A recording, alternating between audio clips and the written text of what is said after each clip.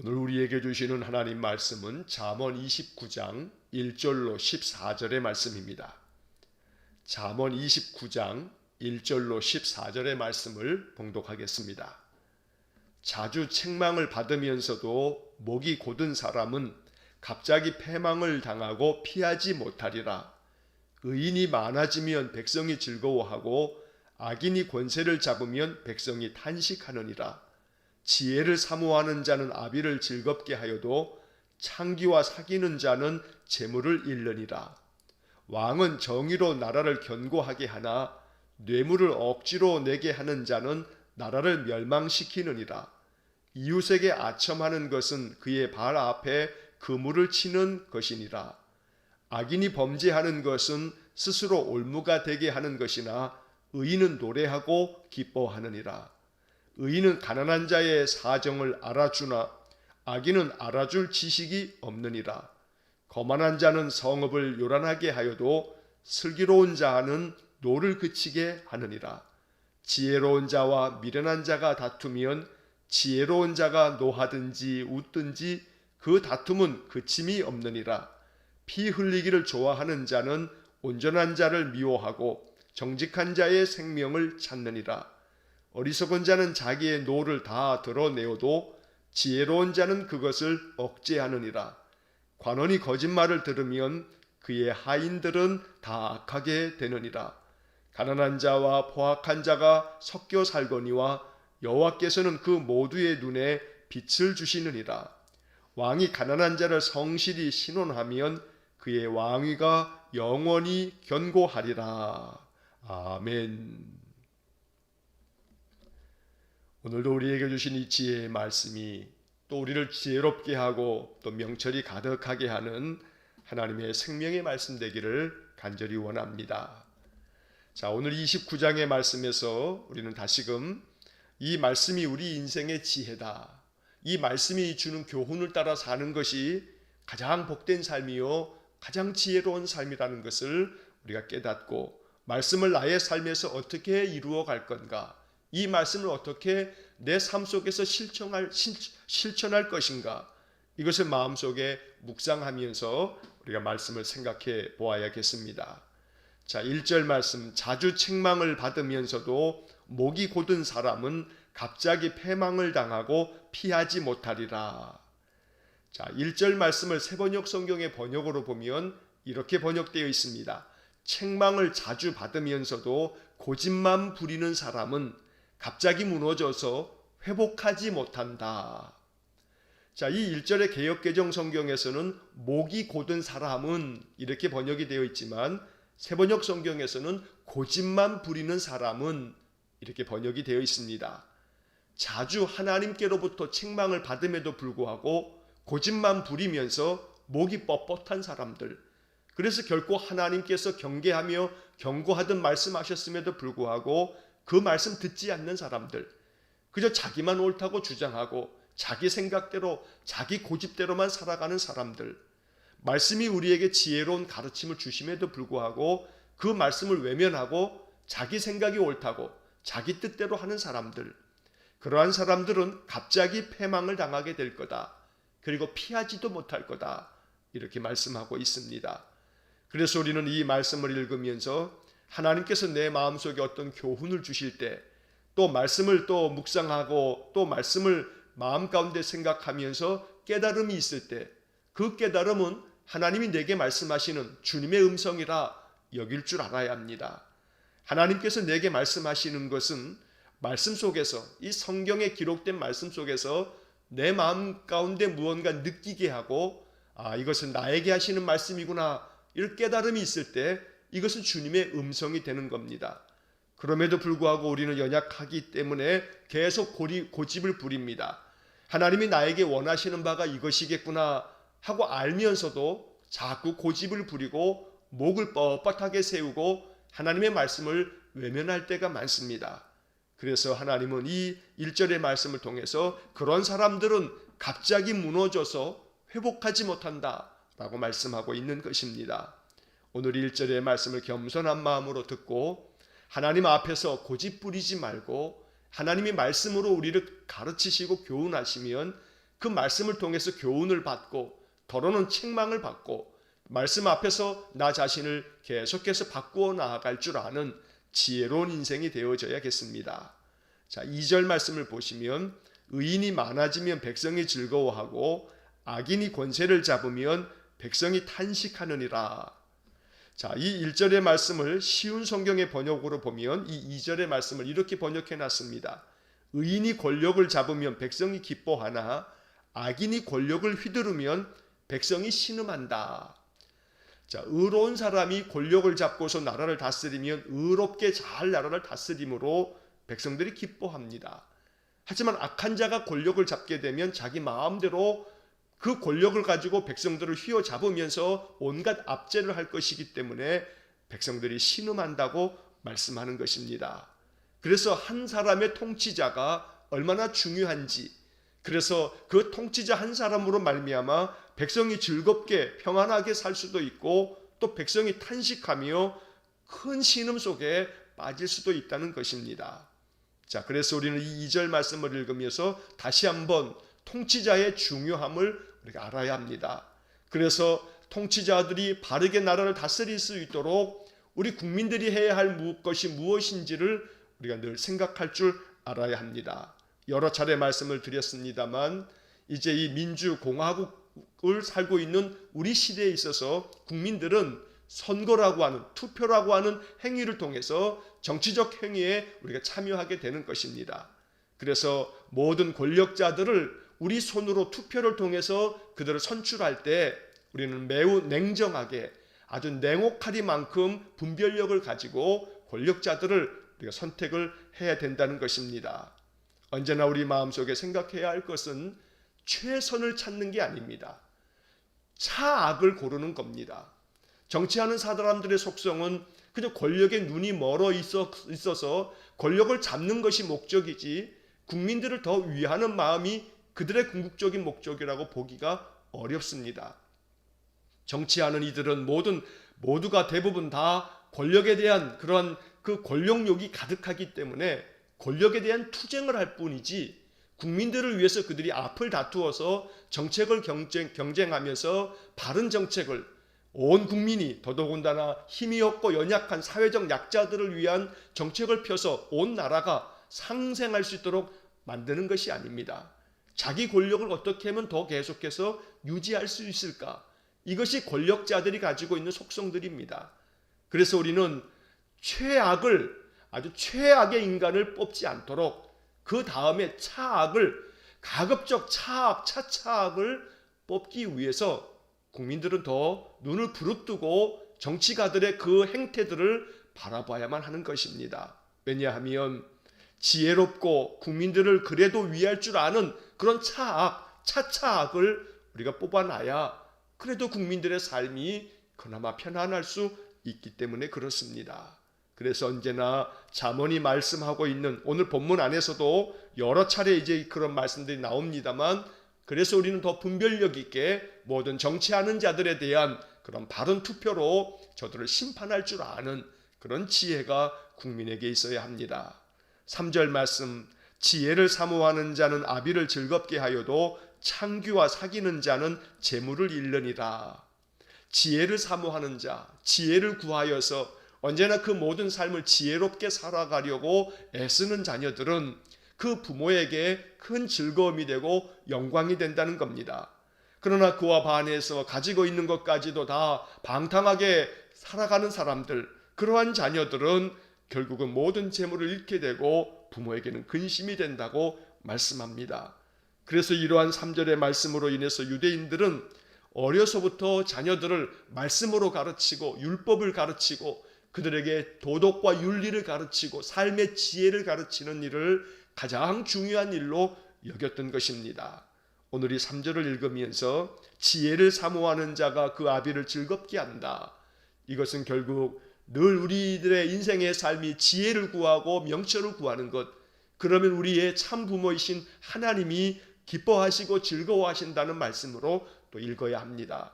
그래서 언제나 지혜를 사모할 줄 아는 늘 하나님의 명철을 구하는 그런 믿음의 삶이 되시기를 간절히 축원합니다. 자, 4절 말씀을 보시면 왕은 정의로 나라를 견고하게 하나 뇌물을 억지로 내게 하는 자는 나라를 멸망시키느니라.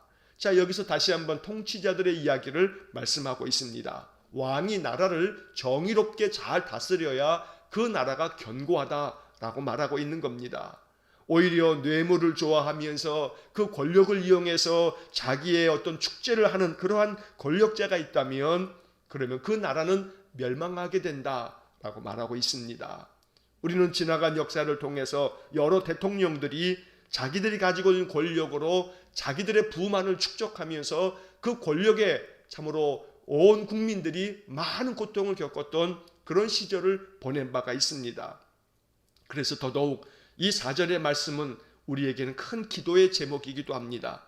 계속해서 여러 차례 말씀해 드린 것처럼 이제 내년 3월이면 다시금 우리는 대통령 선거를 해야만 합니다.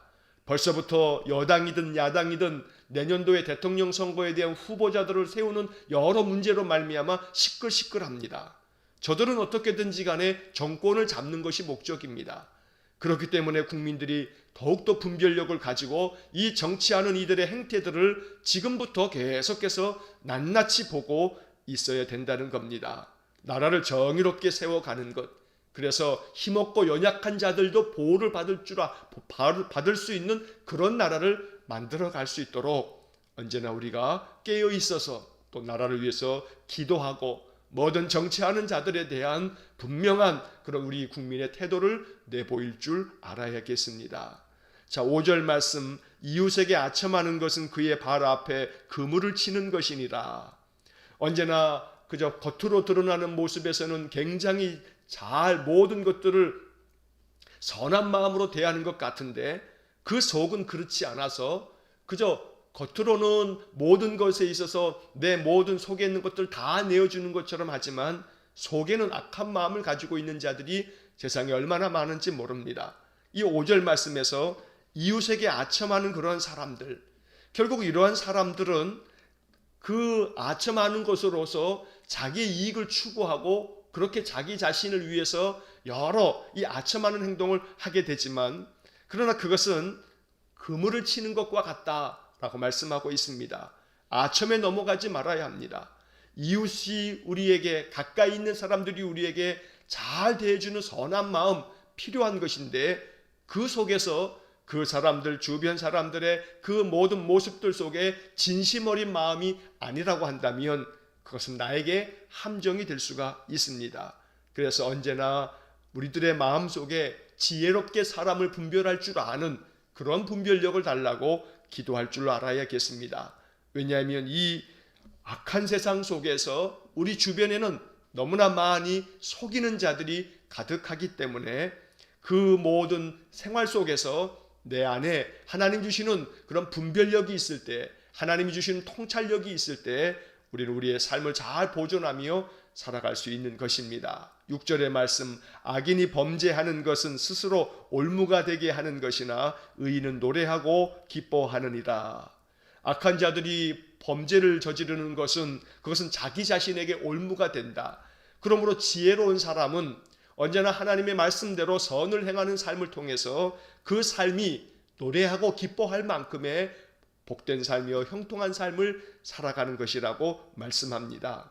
여기서 의인과 악인을 계속해서 대조하면서 말씀하고 있는데 의인이라고 하는 것은 하나님의 말씀을 받아서 그 말씀대로 늘 살아가는 지혜로운 자를 뜻하고 있는 겁니다.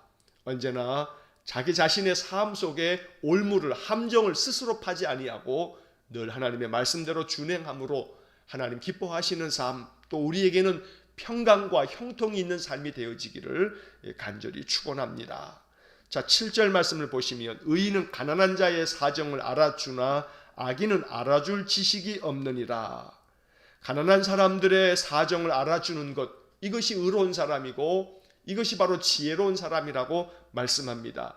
그러나 어리석은 자, 미련한 자, 악한 자들은 이렇게 가난한 자의 사정을 알아줄 지식이 없다라고 말씀하고 있습니다.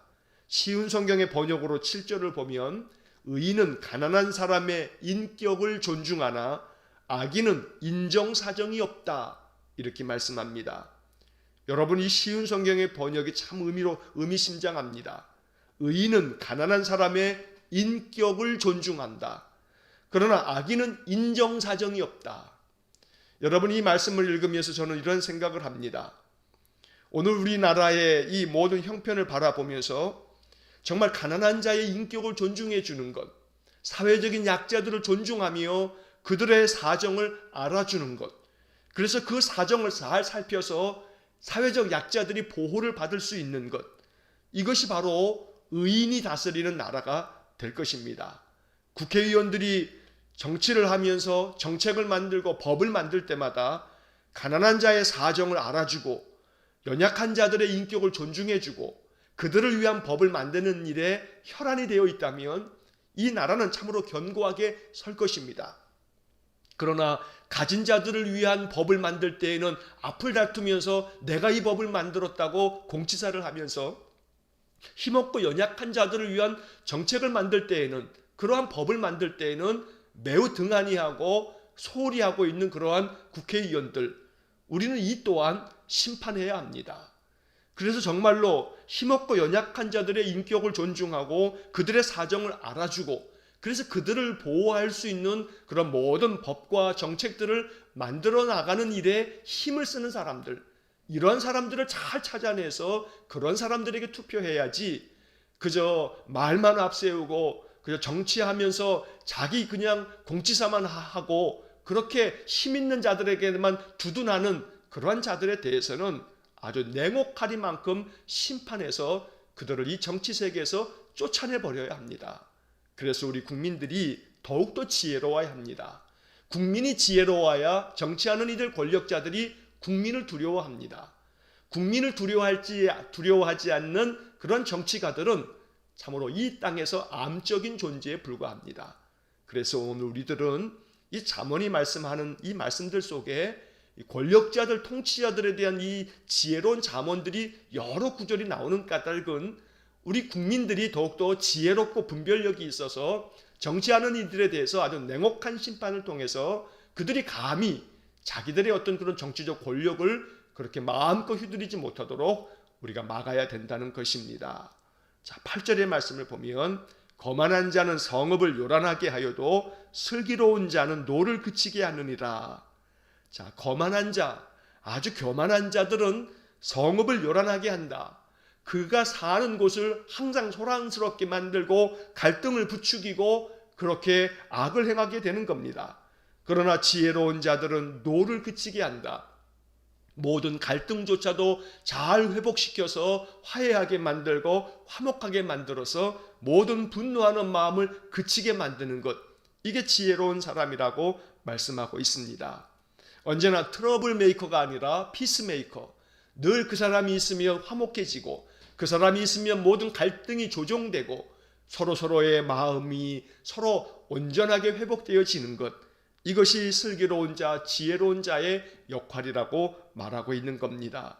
그래서 이 8절을 읽으면서 우리 믿음의 사람들은 언제나 지혜로운 사람이 되어서 내가 있는 곳에는 사람들의 모든 마음들이 더 화목해질 때 결코 노하는 일이 없고 오히려 그런 마음들이, 갈등들이 다 해소되어질 수 있는 그런 역할을 잘 감당할 줄 아는 그런 사람들, 우리 믿음의 사람들이 그 사명을 가지고 있는 것입니다.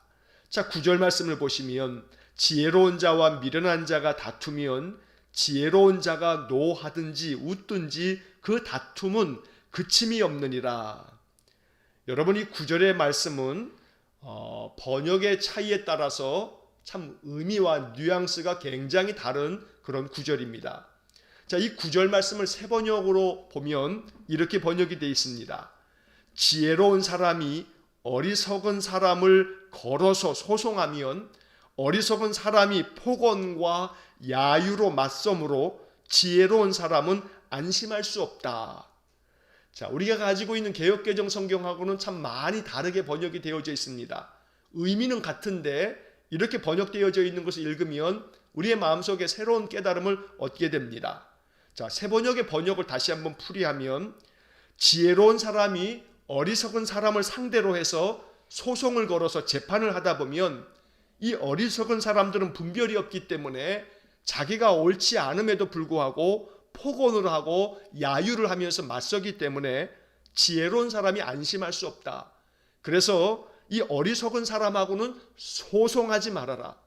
악하고 어리석은 사람들하고 재판하면 거기서 계속해서 소모적인 논쟁을 하면서 그로 말미암아 더 많은 상처와 아픔을 겪게 되니 어리석은 사람들하고는 상종하지 않는 것이 지혜다라고 말하고 있는 것입니다. 자, 쉬운 성경의 번역으로 구절을 보면 이렇게 번역되어 있습니다. 지혜로운 사람과 미련한 사람이 재판을 하면 미련한 자는 길길이 날뛰며 비웃고 잠잠하지 않는다. 자, 쉬운 성경의 번역으로 보면 이 지혜로운 사람과 미련한 사람이 재판을 하게 됐을 때 미련한 사람들은 아주 길길이 날뛰면서 비웃고 잠잠하지 않는다. 참 번역이 참 아주 원색적입니다. 미련한 자들이 길길이 날뛰면서 자기만이 옳다고 주장해야 되면 그러면 계속해서 그 분쟁은 그침이 없이 계속되어진다. 그래서 우리 개역개정 성경이 이렇게 번역이 된 겁니다. 지혜로운 자와 미련한 자가 다투면 소송을 벌이거나 재판을 하게 되면 지혜로운 자가 노하든지 웃든지 그 다툼은 그침이 없다. 결국 미련한 자가 길길이 날뛰면서 폭언과 야유를 쏟아부으면서 자기만 옳다고 주장하면서 계속해서 논쟁을 벌일 것이기 때문에 그러한 미련한 자와 상종하지 않는 것이 지혜다라고 오늘 이 잠언을 우리에게 가르쳐 주는 것입니다. 자, 그 다음 이어지는 10절의 말씀을 보면 피 흘리기를 좋아하는 자는 온전한 자를 미워하고 정직한 자의 생명을 찾느니라. 자, 피 흘리기를 좋아하는 자, 악을 행하면서 다른 사람들의 피를 흘려서라도 내가 살아야겠다고, 내가 더 살기 위해서는 누구든지 간에 내가 먼저 그를 죽여야 내가 살 수 있다는 그러한 마음을 가지고 살아가는 사람들, 그들은 온전한 자를 미워할 것이고 정직한 자의 생명까지도 찾으면서 어떻게든 내가 저들을 죽여야 내가 살 수 있다고 그렇게 생각하는 그런 악한 자들이라고 말씀하고 있습니다. 이것이 세상입니다.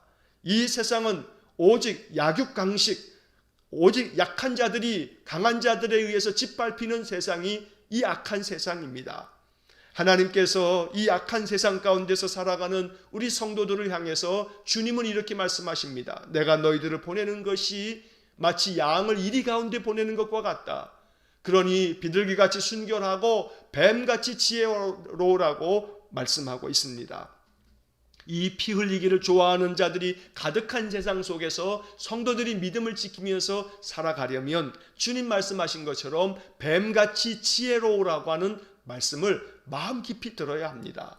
그래서 언제나 이 악한 세상에서 피 흘리기를 좋아하는 자들이 가득한 세상 속에서 어떻게 하든지 내가 저 사람과의 경쟁에서 저 사람을 무너뜨려야만 내가 성공한다는 그런 생각으로만 가득 찬 세상 속에서 우리가 믿음을 지켜가면서 살아가기 위해서는 더 많은 지혜가 있어야 한다는 겁니다. 그래서 잠언을 읽으면서 우리는 더 많이 하나님께 지혜를 구하고 명철을 구하는 그런 삶을 살아야겠습니다. 자, 11절 말씀. 어리석은 자는 자기의 노를 다 드러내어도 지혜로운 자는 그것을 억제하느니라. 자, 이 11절의 말씀도 우리 마음 깊이 들어야 합니다. 어리석은 자는 자기의 그 분노하는 마음을 그냥 다 드러낸다. 하지만 지혜로운 자는 그것을 억제한다. 감정을 잘 다스리는 것이 지혜라고 말하는 것입니다. 새번역 성경의 번역을 보면 미련한 사람은 화를 있는 대로 다 내지만 지혜로운 사람은 화가 나도 참는다. 자기 감정을 잘 다스릴 줄 아는 것이 지혜라고 말씀하고 있습니다.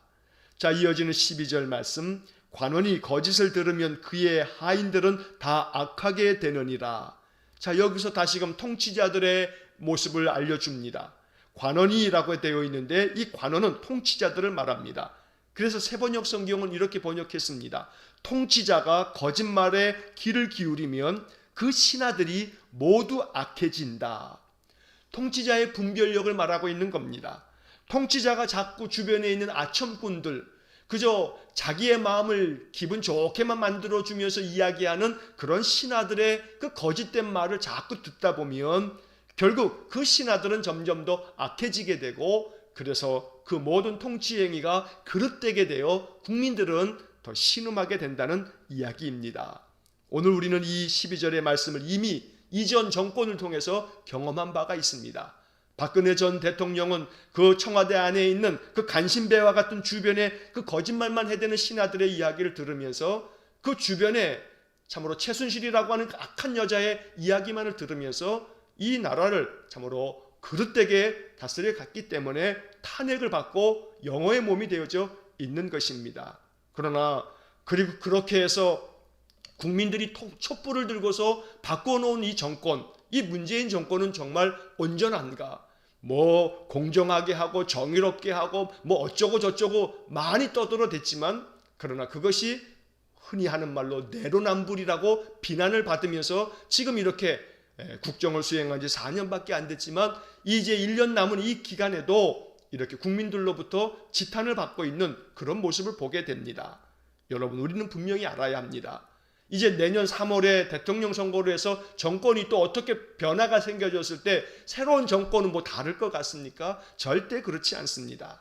지금 각자들은 이제 정권을 바꿔야 된다, 이제 야당이 다시금 정권을 잡을 수 있도록 그렇게 해달라 막 이야기합니다. 그러면 야당으로 정권이 넘어가면 그러면 또 뭐 새로운 세상이 펼쳐집니까? 그렇지 않습니다. 국민들이 분별력을 가지고 항상 국회의원 선거라든가 지방자치 선거라든가 대통령 선거라든가 모든 선거들을 통해서 아주 분별력 있게 선거를 통해 심판을 해야만, 그렇게 길들여져야만 통치하는 자들은, 정치하는 자들은 국민이 그들을 길들여야 합니다. 그렇지 않으면 자기들이 제일 지혜로운 줄 알고 국민들을 제 마음대로 휘두를 수 있을 거라고 그렇게 교만한 마음으로 착각을 하는 자들이 정치하는 자들입니다. 그래서 여당이든 야당이든 그런 어떤 정치적인 이데올로기에 휩싸이는 것이 아니라 국민들을 위하는 마음이 정말 있는가? 가난하고 연약한 자들의 사정을 알아주는 정책을, 그런 정치를 펼치고 있는가? 눈을 부릅뜨고 심판하여서 언제나 여당이든 야당이든 국민은 냉혹하게 심판한다. 너희들을 언제든지 쫓아낼 수 있다. 너희들은 그냥 우리 국민들에 의해서 쫓겨나갈 수 있는 그러한 인간들에 불과하다라고 하는 것을 심판하여 항상 선거 때마다 국민들의 그 준엄한 심판을 받을 수 있도록 해야만 합니다. 그래야만 정치하는 자들이 국민을 두려워할 줄 압니다. 자, 그 다음에 이어지는 말씀을 보게 되면 13절 말씀, 가난한 자와 포악한 자가 섞여 살거니와 여호와께서는 그 모두의 눈에 빛을 주시느니라. 자, 이 13절 말씀에서는 가난한 자와 포악한 자가 섞여 산다.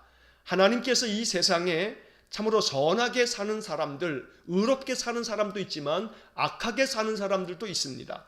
그 둘을 그대로 내버려 둡니다. 가난한 자든 포악한 자든 하나님 섞여 살도록 그냥 두십니다.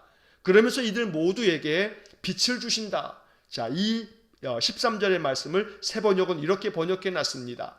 가난한 사람과 착취하는 사람이 다 함께 살고 있으나 주님은 이들 두 사람에게 똑같이 햇빛을 주신다.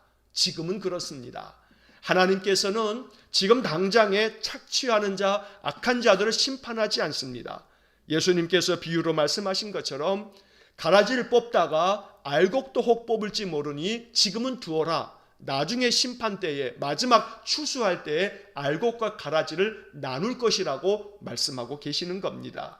그래서 악한 자들도 여전히 하나님 주시는 햇빛을 받으며 그들이 살아가고, 오히려 악한 자들이 악으로 그들의 모든 그 못된 마음으로 세상에서는 더 잘 살아가는 것 같지만 절대 그렇지 않다는 것이 바로 성경의 교훈인 것입니다.